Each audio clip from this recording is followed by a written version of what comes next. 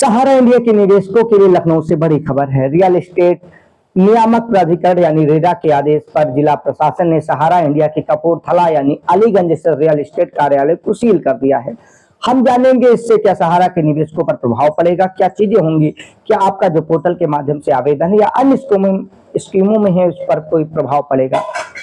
तो ये मामला सहारा इंडिया के रियल एस्टेट यानी मकान और जमीन खरीद वाली स्कीम से संबंधित है। यह कार्रवाई सहारा इंडिया के रियल एस्टेट विभाग पर गंभीर आरोपों के बाद हुई है। सहारा गृह जैसी स्कीमों में सहारा रियल एस्टेट जिसमें है फ्लैट खरीदने के लिए अग्रिम राशि जमा की गई थी, लेकिन उन्हें ना तो फ्लैट मिले और ना ही उनका पैसा वापस मिला। उनके गंभीर आरोप है। रेरा की जांच में कई अनियमितताओं की बातें भी सामने आ रही हैं, जैसे प्रोजेक्ट का पंजीकरण न होना, पारदर्शिता की कमी और तमाम चीजें। कई निवेशकों का आरोप है उन्होंने पैसा जमा किया था जिस फ्लैट के लिए वो फ्लैट भी नहीं मिल रहा है। सहारा इंडिया ने अपनी हाउसिंग स्कीम के जरिए आकर्षक रिटर्न का वादा किया था, जिससे हजारों निवेशकों ने इसमें पैसा लगाया, लेकिन कई निवेशक अब भी अपने पैसे और फ्लैट का इंतजार कर रहे हैं। सेबी ने पहले ही सहारा समूह को पैसे लौटाने की चीजें की। मामला हाईकोर्ट से होते हुए सुप्रीम कोर्ट गया। सहारा सेबी के बीच सुप्रीम कोर्ट के मध्यस्थता पोर्टल पर मध्यस्थता भी हुई, लेकिन उसका रिजल्ट सामने नहीं है। लेकिन एक चीज है, रेरा के आदेशों और निर्देशों के बाद कार्रवाई की गई है कि ताकि निवेशकों के हितों की रक्षा हो सके। सहारा के अन्य प्रोजेक्ट भी जांच के घेरे में है, आगे कार्रवाई उसी आधार पर होगी। कई मामलों में सहारा ने कानून का पालन किया, लेकिन कई मामलों में तमाम चीजें, लेकिन एक चीज है जो तमाम चीज दिखती है कि जितना जमा है उससे ज्यादा की संपत्तियां हैं, यानी भुगतान सुरक्षित है।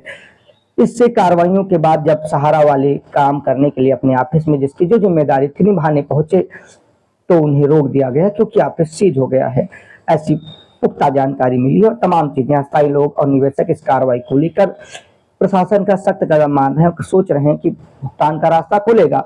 आपको ये भी अवगत करा दे, सुप्रीम कोर्ट के आदेश पर सहारा सीआरसीएस मध्यता पोर्टल के माध्यम से पैसा भुगतान कराया जा रहा था। इसमें 4 स्कीमों का पैसा वापस मिल रहा था, यानी 4 सोसाइटियों का, जिनमें भी तमाम नौटंकी या कहें जो भी कहें, अधिकतर लोगों का आवेदन में किसी में डिफिशियंसी फलानी, किसी का मैच नहीं कर रहा, किसी में क्या है, और उसके समाधान की प्रक्रिया तो नहीं दिखाते, लेकिन उसमें अधिकतर लोगों का पैसा नहीं मिल पा रहा है।